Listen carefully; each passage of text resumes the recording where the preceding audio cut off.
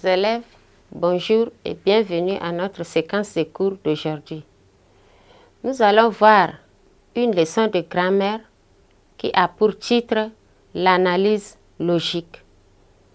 À la fin de cette séquence, chers élèves, vous serez capables d'analyser logiquement une phrase. Voilà.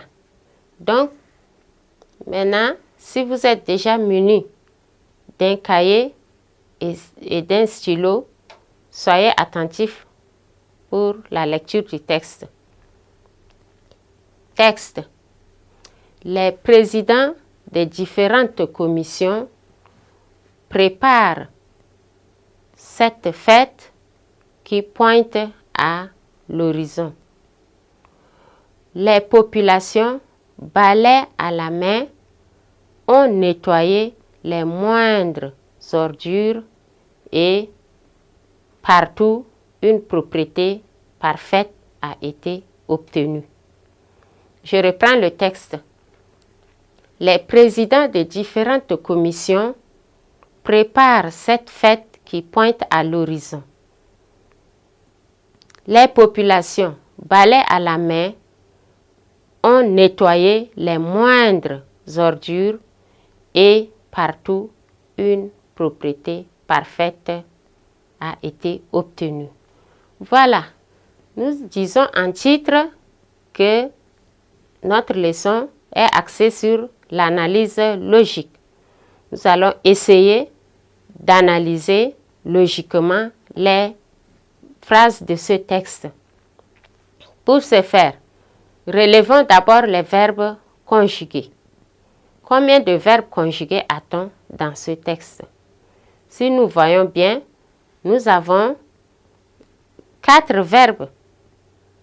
4 verbes conjugués dans ce texte.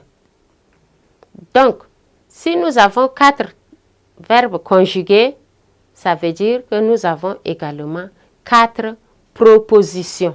Parce qu'un verbe conjugué est égal à une proposition. Maintenant, essayons de les analyser. La première phrase, les présidents des différentes commissions préparent cette fête. Vous voyez? Donc, on s'arrête là et ici, on dit que c'est une proposition principale. Voilà. Donc, l'autre phrase qui suit, c'est « qui pointe à l'horizon ». Il prépare cette fête qui pointe à l'horizon. Donc, qui ici est un pronom relatif. Et ce pronom relatif introduit une proposition subordonnée. Donc, qui pointe à l'horizon ici est une proposition subordonnée relative. Ça, c'est sa nature. Maintenant, sa fonction, elle est complément de l'antécédent. Vous voyez? Complément de l'antécédent fête. Voilà, c'est la fête qui pointe à l'horizon. Vous voyez? Donc, ici, nous avons une proposition principale et une proposition subordonnée relative. Maintenant, prenons la deuxième phrase. On nous dit « Les populations, balais à la main, ont nettoyé les moindres ordures ». Là, c'est une proposition indépendante. Et l'autre proposition maintenant qui suit est « Et une propriété parfaite a été obtenue ».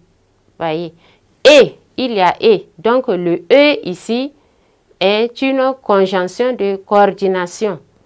Et ce et-là relie 2 propositions. Donc, la deuxième proposition, c'est également une proposition indépendante. Mais ces 2 propositions sont coordonnées. Donc, elle est une proposition indépendante, mais coordonnée à la première par la conjonction de coordination et. Donc, chers élèves, nous avons essayé d'analyser les phrases de ce texte. Donc, pour faire l'analyse logique d'une phrase, on dit d'abord combien de propositions cette phrase contient. Voilà, c'est ce qu'on a fait. On a compté les verbes conjugués pour obtenir d'abord le nombre de propositions. Et puis ensuite, maintenant, on prend chaque proposition et on donne sa nature et sa fonction. Donc, c'est ce qu'on a fait. On donne sa nature, par exemple, si elle est proposition principale, ou elle est une proposition subordonnée relative, ou elle est une proposition subordonnée conjonctive, ou bien encore, est-ce qu'elle est une proposition indépendante. Voilà. Et ensuite, on donne sa fonction. C'est ce qu'on a vu tout à l'heure. Soit elle est complément de l'antécédent, hein, soit elle peut être une proposition subordonnée complétive, elle peut être une proposition subordonnée circonstancielle de temps, de moyen, ainsi de suite. Donc, c'est ça, sa fonction. Donc, chers élèves, je crois que vous avez déjà le minimum pour pouvoir analyser logiquement une phrase. Au revoir et à la séquence prochaine.